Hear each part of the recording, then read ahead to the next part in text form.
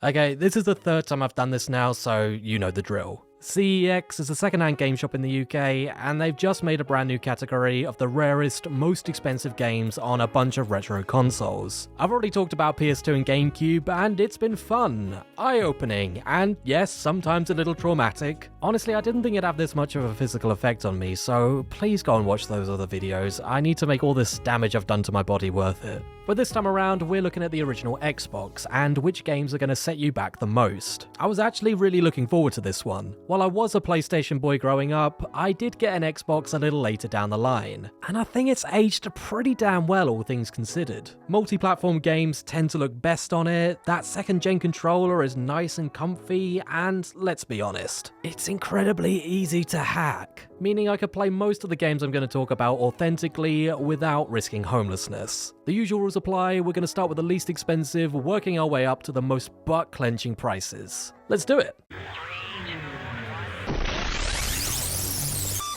Hey look, a shark game! Here at UDS, we owe our very name to sharks, so we kinda have to have a soft spot for games that let us play as our favourite aquatic killers. Jaws Unleashed does just that, letting you play as an escaped shark chomping its way through the waters of Amity Island. But while I'm obviously a little biased, and I genuinely did enjoy playing it for a little bit, I can see why critics blamed it for being pretty shallow and a bit buggy. It is fun for a few hours, but at £95 for a mint copy, you're really not getting your money's worth. And this is one of those really weird cases where you have a game based on a popular movie franchise that, by all accounts, sold pretty well back in the day, and yet now still costs a small fortune. I don't get it. But if you want a game that lets you swim around as a shark for a fraction of the price, then check out 2020's Maneater. I did a review of it back in the day, which is probably still somewhere on the channel. If I remember, I'll put a link to it on the screen now somewhere. If it's there, then well done past me. But either way, trust me, it's way better than Jaws Unleashed. A sequel to one of the very first Xbox games, Nightcaster 2 tries to do some pretty neat things. In this dark fantasy RPG, you're able to control your character's direction with one analog stick, while using the other to aim spells. This, combined with a big roster of enemies and abilities to play around with, and it all sounds pretty promising.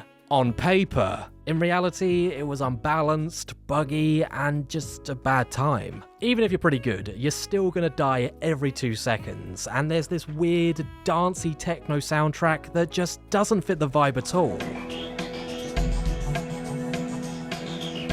And then there's the level design, which is so unbelievably basic that it feels like it could be procedurally generated. And it's not. Someone actually spent the time making this. For shame. Also £95 for this one, and that is at least £96 too expensive. It can be pretty great when a celebrity or athlete lends their name to a game. Tony Hawk Pro Skater, John Madden Football, Shaun White Snowboarding. It could also be pretty funny. Dick Vitale's Awesome Baby College Hoops, Shaq Fu, and Cheggers Party Quiz all come to mind. Oh, Cheggers, I forgot you made a game. Oh. And Frankie Dettori's horse racing definitely falls under this category. As far as horse racing simulators go, it's fine, but I think you really have to be into horse racing to enjoy it. It's not like Tony Hawk where even if you've never stepped foot on a skateboard, you can still pretty much get it. But anyway, it has more depth than I was expecting. There's a full season mode where you have to train, trade, and race your big ponies, as well as a betting mode where you can literally put money on virtual races and just watch them unfold. And I reckon there's a parallel timeline where the betting mode on Frankie Dettori's horse racing is trending on Twitch. It just kinda has that vibe, you know? But in our dystopian timeline, not many people bought it, meaning it now fetches £110. Think we might have to take old Frankie to the glue factory before we pay that price. I don't really know much about horse racing. They turn the jockeys into glue as well, right? The second sequel to the 1986 Sega classic, Outrun 2006 Coast to Coast, is an arcade racer, and a bloody good one at that. Letting you tear up beautiful coastline tracks with tight, easy to pick up but hard to master gameplay, it's a real hidden gem that feels just as good now as it did nearly 20 years ago. The only reason I can think of as to why it didn't sell very well is that it came out right at the end of the Xbox lifespan, meaning most people had their eyes on the 360. £120 is pretty steep for any game, but if you can find it for a good price or via other means, this is one you definitely need to check out. Oh, you know a game's gonna be good when it has no Wikipedia page and Metacritic entries like a bitter disappointment in almost all accounts. Gene Troopers, consider me excited. Now, in reality, it's just about as generic as it gets. A sci-fi FPS where you're a member of a ragtag group of rebels taking down an evil empire. The lack of effort is genuinely impressive. There's an attempt at RPG skill building, but it's about as shallow as a puddle, and the whole experience is about as forgettable as can be. I played this game 2 days ago at time of recording, and I'm really struggling to remember anything of note. £145 for a forgettable experience.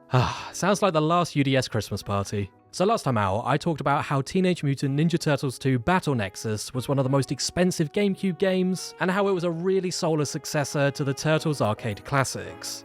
Yeah, same deal here with Teenage Mutant Ninja Turtles 3 Mutant Nightmare on the Xbox. Just really poorly lit, bland beat-em-up action that barely tries and still fails. Like its predecessor, the only redeeming feature is that you get a version of a classic TMNT game included. This time around, Turtles in Time. But like I said before, I'm pretty sure you can play it in your browser. For free.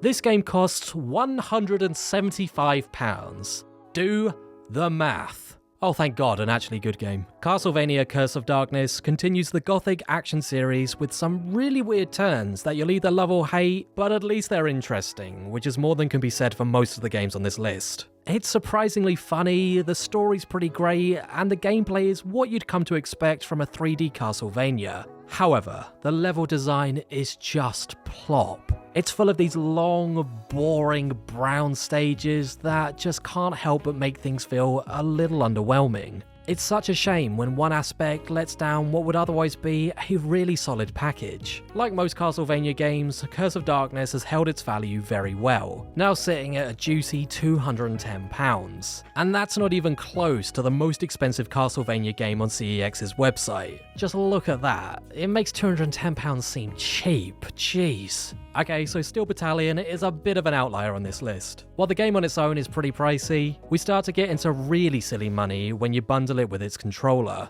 One of the most hardcore mech games out there, it's only playable with this ridiculously massive controller that honestly looks like it could pilot a spaceship. It's got over 40 buttons, 2 control sticks, and 3 foot pedals, and I thought driving a manual was complicated.